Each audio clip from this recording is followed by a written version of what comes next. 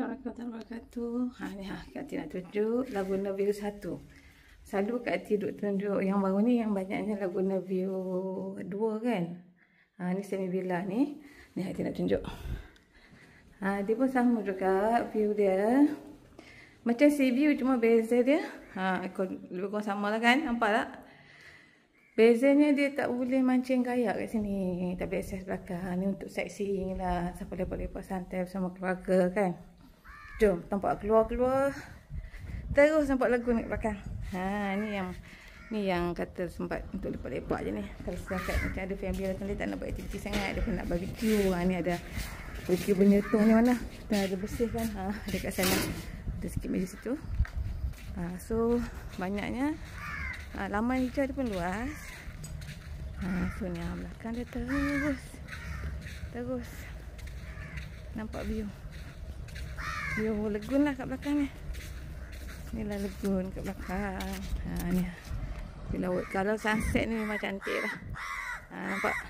Luar apartmen. Nampak tu apartmen yang Kak Ati cakap apartmen. Daripada apartmen tu yang akan naik. Boleh naik bot itik, kayak. Daripada sana akan guna lagun ni. That's why yang kat sini tak boleh akses tu. So, kalau guys yang kat sini nak buat aktiviti kayak ke naik bot, boleh naik dekat hotel sana lah, bayar kat operator sana.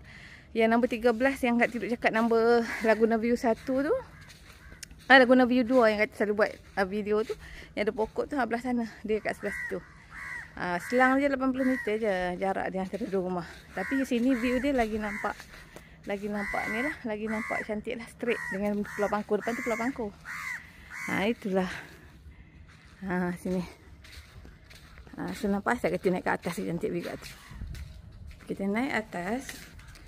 Jom kita naik atas, kita tengok bilik kat atas. Kat sini 4 bilik.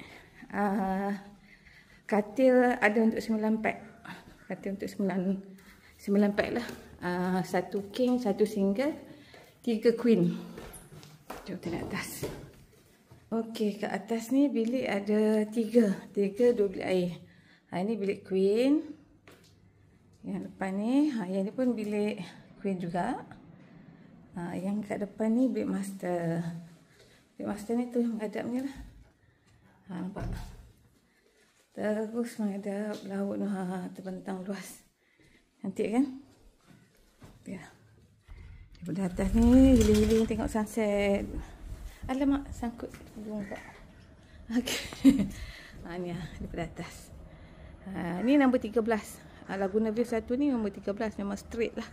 View dia straight. Nampak Pulau Bangku bila sunset ni clear lagi.